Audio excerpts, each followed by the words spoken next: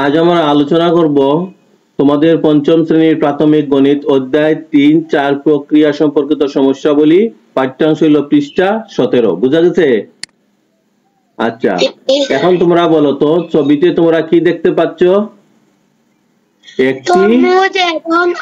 একটি তরমুজ এবং একটি আপেল। এখন অনুমান করে বলো তো একটি তরমুজ ও একটি আপেলের কত গুণ হবে? একটা তরমুজ একটি আপেলের কত গুণ হবে? 5 গুণ 4।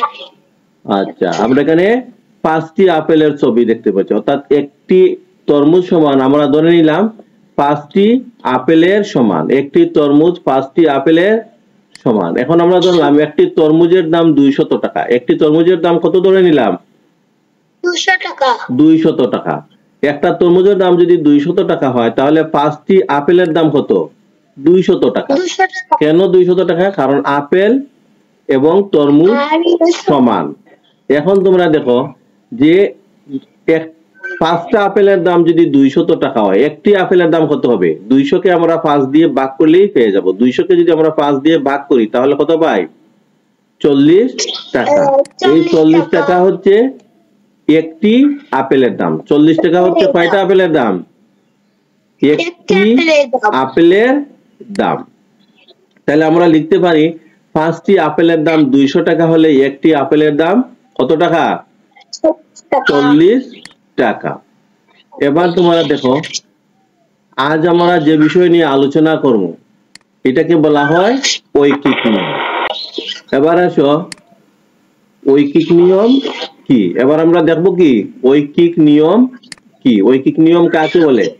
ঐকিক নিয়ম, ঐকিক শব্দটি এসেছে একক শব্দ থেকে। একক মানে হচ্ছে এক। যে পদ্ধতিতে প্রথমে একটির মান বের করে সমস্যার সমাধান করা হয় সে পদ্ধতিকে ঐকিক নিয়ম বলে। প্রমিত, বোঝা গেছে? জি স্যার। আচ্ছা, অন্যভাবে বলা যায় নির্দিষ্ট কতগুলো জিনিসের দাম, ওজন ও পরিমাণ ইত্যাদি থেকে প্রথমে একটি জিনিসের দাম, ওজন ও পরিমাণ বের করে তা থেকে একই জাতীয় নির্দিষ্ট সংখ্যক জিনিসের দাম, ওজন ও পরিমাণ নির্ণয় করার পদ্ধতিকে ঐকিক নিয়ম বলে। এখানে লক্ষণীয় বিষয় হলো 1 নাম্বার, ঐকিক নিয়ম এর ক্ষেত্রে রাশিগুলো সমজাতীয় হতে হবে। ঐকিক নিয়মের ক্ষেত্রে রাশিগুলো কি হতে হবে? সমজাতীয় হতে হবে, অর্থাৎ একই জাতের হবে। তুমি যদি তরমুজের দাম হিসাব করো শুধু তরমুজের দাম কি বিবেচনা করতে হবে। তুমি যদি আপেলের দাম বের করতে চাও তাহলে শুধু আপেলের দামকে বিবেচনা করতে হবে। 2 নাম্বার হচ্ছে এক জাতীয় কতগুলো জিনিসের দাম, ওজন ও পরিমাণ থেকে প্রথমে একটি জিনিসের দাম, ওজন ও পরিমাণ বের করে সমস্যার সমাধান করতে হবে। এখানে 2টা জিনিস লক্ষণীয়। প্রথমটা হইল কিটা, ঐকিক নিয়মের ক্ষেত্রে রাশিগুলো সমজাতীয় হতে হবে, অর্থাৎ একই ধরনের রাশি হতে হবে। আর দ্বিতীয় শর্ত হলো এক জাতীয় কতগুলো জিনিসের দাম, ওজন ও পরিমাণ থেকে প্রথমে একটি জিনিসের দাম, ওজন ও পরিমাণ বের করে সমস্যার সমাধান করতে হবে। তোমরা লক্ষ্য করো, এসো আমরা সমস্যার সমাধানের প্রক্রিয়া নিয়ে আলোচনা করি। কি শর্ত দেওয়া আছে আর কি নির্ণয় করতে হবে। প্রথমেই তোমরা দেখবে শর্ত কি দেওয়া আছে এবং এখান থেকে কি নির্ণয় করতে বলা হয়েছে। তারপর দেওয়া শর্ত থেকে কিভাবে গাণিতিক বাক্য নির্ণয় করতে হবে। তারপর হচ্ছে প্রদত্ত পরিমাণ থেকে একক পরিমাণে গেলে পরিমাণ বাড়ে না কমে। তারপরটি হচ্ছে একক পরিমাণ থেকে নির্দিষ্ট পরিমাণে গেলে পরিমাণ বাড়ে না কমে। তারপর হচ্ছে পরিমাণ বাড়লে গুণ করতে হবে আর পরিমাণ কমলে ভাগ করতে হবে।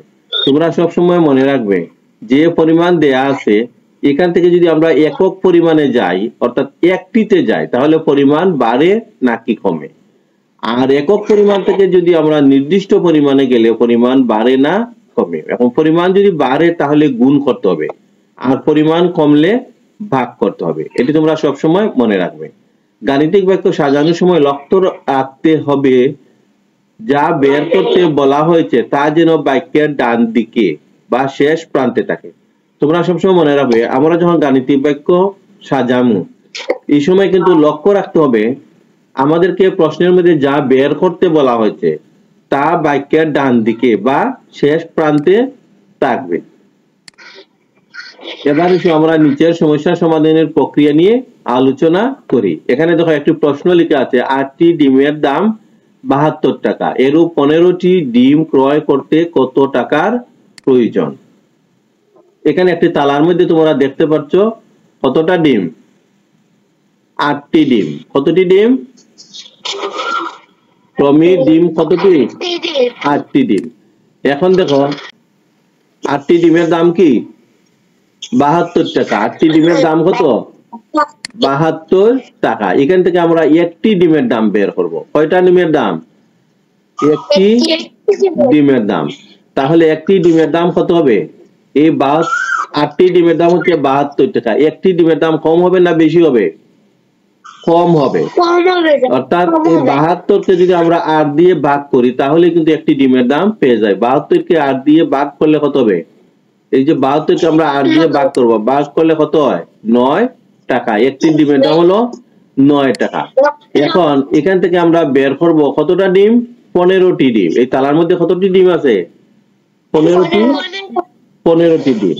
এখন দেখো একটি ডিমের দাম হইলো 9 টাকা। তাহলে 15টি ডিম, একটি ডিম থেকে যদি আমরা এই 15টি ডিমের দাম বের করি তাহলে 15টি ডিমের দাম বেশি হবে নাকি কম হবে? বেশি হবে স্যার। বেশি হবে। বেশি হলে কি করতে হয়? গুণ করতে হয়। আমরা এখানে 15টি ডিমের দাম বের করব। তাহলে আমরা কিভাবে বের করব? 9কে 15 দিয়ে গুণ করব। 9কে যদি আমরা 15 দিয়ে গুণ করি তাহলে কত পাই? 135 টাকা। এটাই হচ্ছে ঐকিক নিয়মের বেসিক জিনিস। প্রথমে আমরা 8টি ডিম থেকে একটি ডিমের দাম বের করেছি। এবার একটি ডিম থেকে আমরা 15টি ডিমের দাম খুব সহজেই বের করে নিয়েছি। এইটুকু বুঝতে পারছো তোমরা? এবার নিজুম বলো, বুঝতে পারছো? আকি বুঝতে পারছো? আচ্ছা, এবার আসো আমরা একটি সমস্যার সমাধান করি। 8টি ডিমের দাম 72 টাকা, এরূপ 15টি ডিম করতে কত টাকার প্রয়োজন? এবার সংখ্যাটি আমরা সমাধান করি। প্রথমে আমরা লিখবো 8টি ডিমের দাম 72 টাকা। অঙ্কটি আমরা কিভাবে সমাধান করব? এই হলো সমাধানের নিয়ম। 8টি ডিমের দাম 72 টাকা। এখান থেকে আমরা একটি ডিমের দাম বাইর করব। তাহলে অতএব 8 এর নিচে লিখবো আমরা 1টি ডিমের দাম। 8টি ডিমের দাম যদি 72 টাকা হয়, একটি ডিমের দাম কম হবে না বেশি হবে? কম হবে। আর কম হলে কি হয়? ভাগ করতে হয়। আমরা 72কে ভাগ করব 8 দিয়ে। 72 ভাগ 8 টাকা। এখন 72কে যদি আমরা 8 দিয়ে ভাগ করি তাহলে কত পাই? 9 টাকা। এবার আসো আমরা কতটি ডিমের দাম বের করব? 15টি ডিমের দাম। এবার এখানে নিচে আমরা লিখব 15টি ডিমের দাম। একটি ডিমের দাম কত ছিল? 9 টাকা। তাহলে 15টি ডিমের দাম বেশি হবে না কম হবে? বেশি হবে স্যার। বেশি হবে। বেশি হলে আমরা কি করব? গুণ দিব। তাহলে আমরা 9কে গুণ দিব 15 দ্বারা। 9কে যদি আমরা 15 দ্বারা গুণ করি তাহলে আমরা কত পাই? 9 15 আমরা গুণ করব। 9 দিয়ে 5কে গুণ করলে কত হয়? 5 9 45 এর 5 সাথে আছে 4। 9 এখানে 9 আর 4 কত? 9 এখানে 9 আর 4 13। তাহলে 9টি ডিমের দাম কত হলো? 135 টাকা। আমরা লিখবো এখানে 135 টাকা। নিচে লিখবো সুতরাং 15টি ডিম ক্রয় করতে 135 টাকার প্রয়োজন। এতটুকু আমরা বুঝতে পারছি? জি স্যার। ওকে, আচ্ছা। এবার তোমরা 17 পৃষ্ঠার একইভাবে আমরা নিচের সমস্যাটি সমাধান করি। এখন দেখো তো তোমরা 4টি কলমের মূল্য 80 টাকা, 10টি কলমের মূল্য কত? এটা সহজ না? আমরা পারবো না? এই অঙ্কটি আমরা সমাধান করি। প্রথমে আমরা লিখবো কি? 4টি কলমের মূল্য 80 টাকা। এখান থেকে আমরা কতটি কলমের দাম বের করব? 10টি। প্রথমে তো আর 10টি বের করতে পারবো না। প্রথমে আমরা কতটিতে যাব? 4টিতে। এই 4টি কলমের মূল্য তো আছে এখানে। এখন 4টি থেকে আমরা যাব প্রথমে 1টিতে। প্রথমে কত? 1টিতে। একটি কলমের মূল্য। তাহলে 4টি কলমের মূল্য হলো 80 টাকা। একটি কলমের মূল্য বেশি হবে না কম হবে? কম হবে। কম হবে। তাই আমরা কি লিখবো? 80 ভাগ 4। টাকা। এখন 80 কে যদি আমরা 4 দ্বারা ভাগ করি তাহলে কত পাই? 20 টাকা। তাহলে একটি কলমের মূল্য হলো 20 টাকা। এবার আমরা বের করব 10টি কলমের মূল্য। তাইলে একের নিচে আমরা লিখব 10টি কলমের মূল্য। এখন দেখো একটি কলমের মূল্য 20 টাকা। এখন 10টি কলমের মূল্য বেশি হবে নাকি কম হবে? বেশি হলে কি করতে হয়? বেশি হলে গুণ। তাহলে আমরা 20 কে গুণ দিব কত দিয়ে?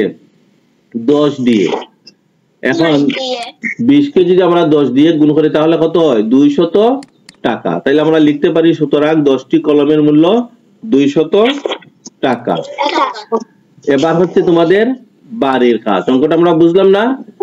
হ্যাঁ, তোমাদের প্রাথমিক গণিত বইয়ের পৃষ্ঠা 17 এর নিচের সমস্যাগুলো সমাধান করবে। এই যে অনুশীলনমূলক কাজ 2 এবং অনুশীলনমূলক কাজ 3।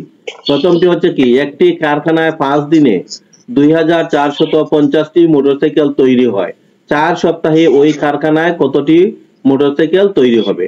এই প্রশ্নটি প্রথমে তোমরা লিখবে কি, 5 দিনে মোটরসাইকেল তৈরি হয় 2450টি, অতএব এক দিনে তৈরি হয়, অতএব 4 সপ্তাহ সমান কত দিন? 1 সপ্তাহ সমান 7 দিন, 4 সপ্তাহ সমান 4 সপ্তাহে কত দিন হয়? 28 দিন। 28 দিনে তৈরি হয়, বের করে নেবে। 3 নম্বর প্রশ্নটি দেখো, মিনা 4 মিনিটে 200 মিটার হাঁটে। আধা ঘন্টায় সে কত মিটার হাঁটতে পারবে? এখন দেখো এখান থেকে তোমরা বের করবে 1 ঘন্টা সমান কত মিনিট? 60 মিনিট। তাহলে আধা ঘন্টা সমান কত মিনিট? 30 মিনিট। এবার তোমরা লিখবে 4 মিনিটে হাঁটে 200 মিটার, অতএব 1 মিনিটে হাঁটে 200 ভাগ 4 মিটার, অতএব 30 মিনিটে হাঁটে। যত বের হবে ততকে 30 দিয়ে গুণ দিলেই অঙ্কটি বের হয়ে যাবে। আশা রাখি তোমরা বুঝতে পেরেছো। বুঝতে পারছো? আমরা এতক্ষণ গণিতের ক্লাস করলাম, ঠিক আছে? গণিতের ক্লাস তোমরা বুঝতে পারছো সবাই? সবাই বুঝছো? আচ্ছা, গণিত আমরা কি নিয়ে ক্লাস করলাম আজকে? ঐকিক নিয়ম। কিসের ক্লাস করলাম? ঐকিক নিয়ম। এতক্ষণ তোমরা গণিতের ক্লাস করার জন্য তোমাদের সবাইকে আন্তরিকভাবে ধন্যবাদ। আমরা আজকে যে ক্লাসটা করলাম এই ক্লাসটা কিন্তু খুবই ইম্পর্টেন্ট, পরীক্ষায় ঐকিক নিয়ম থেকে প্রশ্ন আসে। তাই এই ক্লাসটি তোমরা অত্যন্ত মনোযোগ দিয়ে করার জন্য তোমাদের সবাইকে আবারও ধন্যবাদ জানিয়ে গণিতের ক্লাস এখানেই শেষ করলাম।